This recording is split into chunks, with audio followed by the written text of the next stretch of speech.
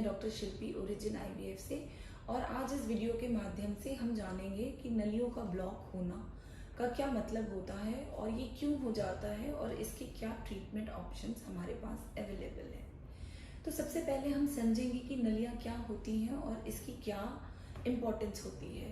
नली जो हम कहते हैं ये हमारे बच्चेदानी के दोनों साइड पे दो छोटी सी पतली सी डेलिकेट स्ट्रक्चर ऑफ ट्यूब्स होती हैं जो एक तरह से अंडेदानी को बच्चेदानी से जोड़ती हैं। हर महीने जब एक महिला के शरीर में अंडा बनता है और ये अंडा फूटता है और ये अंडा श्रोणी में रिलीज होता है तो इन नलियों के द्वारा आइदर राइट या लेफ्ट की नलियों के द्वारा ये अंडा पिक किया जाता है जो इस नली में ट्रैवल करके नली में रुकता है।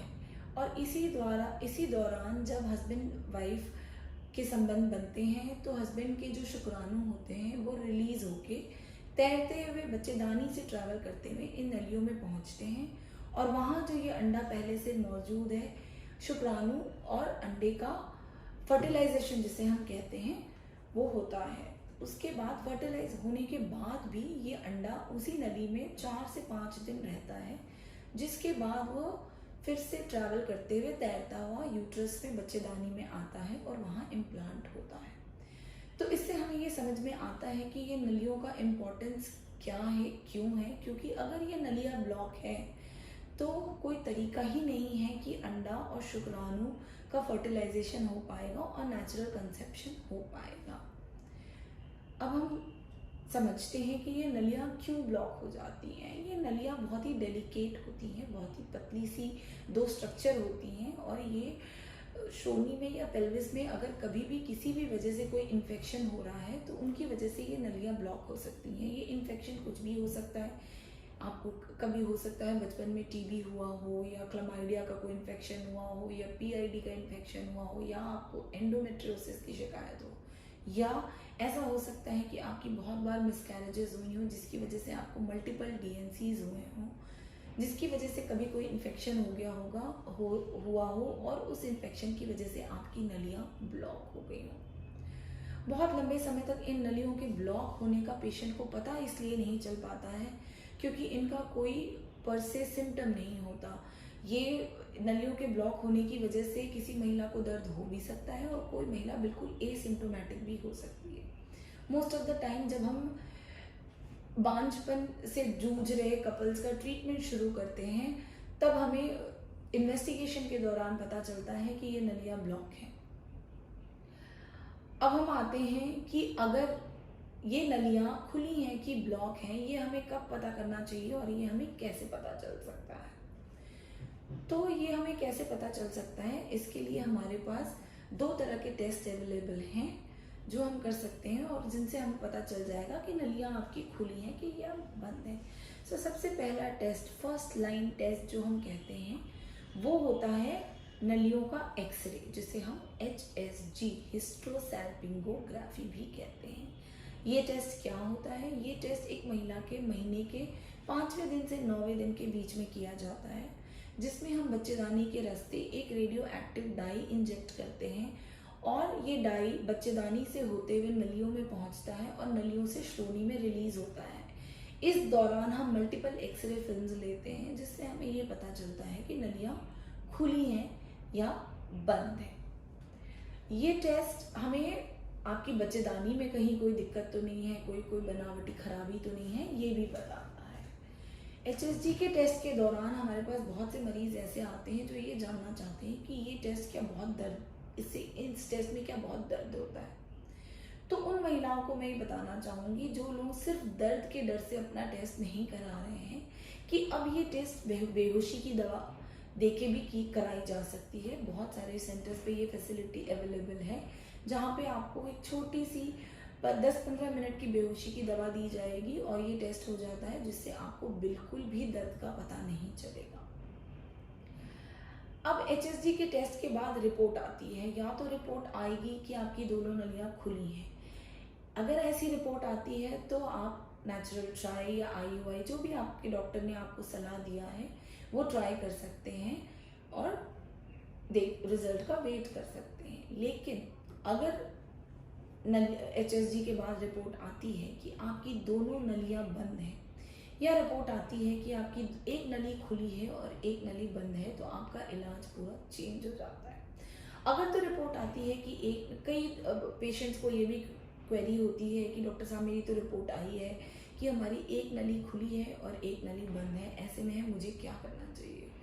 तो फिर मैं यहाँ भी आपका डाउट क्लियर करना चाहूँगी कि अगर आपकी एक नली खुली है तो काफ़ी चांसेस हैं कि आपको नेचुरल प्रेगनेंसी ठहर सकती है, लेकिन ये अंडर सुपरविजन ट्राई करने की ज़रूरत होती है, क्योंकि एक डॉक्टर को देखना है कि अगर राइट साइड की नली खुली है तो पता होना चाहिए हमें कि उस साइकिल में अंडा किस तरफ बन रहा है। अगर वो अंडा लेफ्ट साइड बन रहा है तो फिर नेचुरली प्रेगनेंसी ठहरना मुश्किल है, लेकिन अगर वो अंडा राइट साइड ही बन रहा है तो काफ़ी चांसेस हैं कि आपको उस साइकिल में नेचुरल प्रेगनेंसी ठहर सकती है। तो ऐसे में आप अपने डॉक्टर से सलाह लें और आप नेचुरल कंसेप्शन के लिए मॉनिटर्ड तरीके से ट्राई कर सकते हैं। लेकिन अगर HSG के बाद आपकी रिपोर्ट आई है कि आपकी दोनों ट्यूब ब्लॉक है, तो भी मैं यहाँ पे आपको बताना चाहूँ कि बहुत पैनिक करने की ज़रूरत नहीं है, क्योंकि लगभग 40% महिलाओं में ये टेस्ट फॉल्स पॉजिटिव आ सकता है।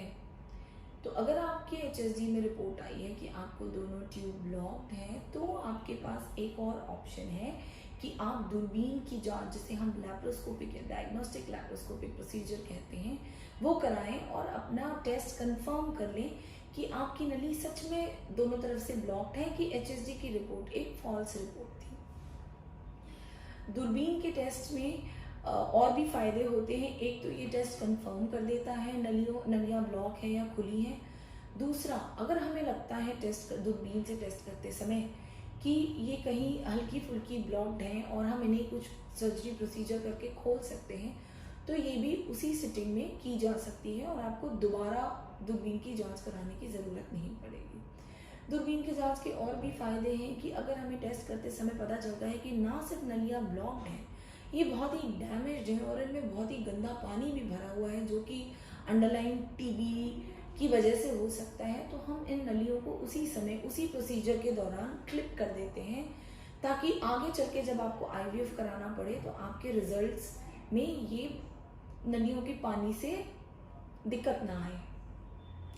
ऑल्सो जब हम ये दूरबीन से जांच कर रहे हैं इन नलियों की, तो हम बच्चेदानी के एक टुकड़े की जांच करके क्या वजह हो सकती है इन नलियों की ब्लॉक होने की पता कर सकते हैं। अगर हमें पता चलता है कि ये आपको कभी बचपन में TB हुआ था या अंडरलाइन कोई TB की वजह से आपकी नलियाँ ब्लॉक्ड हैं, तो ये ज़रूरी हो जाता है कि आप 6 महीने की TB की ट्रीटमेंट लें और उसके बाद ही अपना IVF का ट्रीटमेंट लें, नहीं तो आपके रिजल्ट्स पे असर पड़ सकता है। तो यहाँ पे हमने क्लियर कर दिया कि पहला चीज़ जो हम कराते हैं नलियों की ब्लॉक के लिए वो HSG है। फर्स्ट लाइन टेस्ट यही है, क्योंकि ये लेस इन्वेसिव है और पेशेंट को लेस दिक्कत भी देता है, कम दिक्कत भी देता है। अगर HSG में आपकी दोनों ट्यूब्स ब्लॉक आती हैं, तो हम दूरबीन की जांच, जिसे हम लैप्रोस्कोपी कहते हैं, उससे हम ये कंफर्म भी कर सकते हैं, और लैप्रोस्कोपी करते करते अगर हम इन्हें ठीक कर सकते हैं तो हम वो भी कर सकते हैं। लेकिन अगर आपके डॉक्टर ने आपको बताया कि लैप्रोस्कोपिक के तरीके से ये ट्यूब्स नहीं खुल सकती हैं, या बहुत मेजर ब्लॉक्ड हैं, या बहुत ज़्यादा डैमेज्ड हैं और इनको हम सर्जरी करके नहीं खोल पा रहे हैं, तो आपके पास सिर्फ और सिर्फ IVF का एक ऑप्शन है, और आपको जल्द से जल्द अपने डॉक्टर से कंसल्टेशन लेके IVF के ट्रीटमेंट की शुरुआत करानी चाहिए, और अलग तरह के इलाजों के सहारे नहीं बैठना चाहिए कि आपकी ये नलियाँ खुल जाएंगी, क्योंकि जैसा कि हम सबको पता है कि IVF के ट्रीटमेंट में एक महिला की उम्र और उसके अंडे बनाने की क्षमता, उसके ओवेरियन रिजर्व की कितनी इम्पोर्टेंस होती है, जो कि जैसे जैसे टाइम बढ़ता जाता है वो ख़त्म होते जाती है। धन्यवाद। उम्मीद करती हूँ कि ये वीडियो आपको अच्छा लगा होगा। अगर आपको हमारा वीडियो अच्छा लगा है तो इसे प्लीज़ लाइक, शेयर और सब्सक्राइब करें। अगर आपको ओरिजिन IVF के किसी भी डॉक्टर से कंसल्टेशन लेनी है तो नीचे दिए गए डिस्क्रिप्शन बॉक्स में सारी डिटेल्स मौजूद है। आप हमसे अपॉइंटमेंट लेके हमसे कंसल्ट कर सकते हैं। अगर आप खुद ना आना चाहें तो आप ऑनलाइन अपॉइंटमेंट भी बुक कर सकते हैं। और आपको पूरी कंसल्टेशन ऑनलाइन भी प्रदान कराई जा सकती है। Thank you.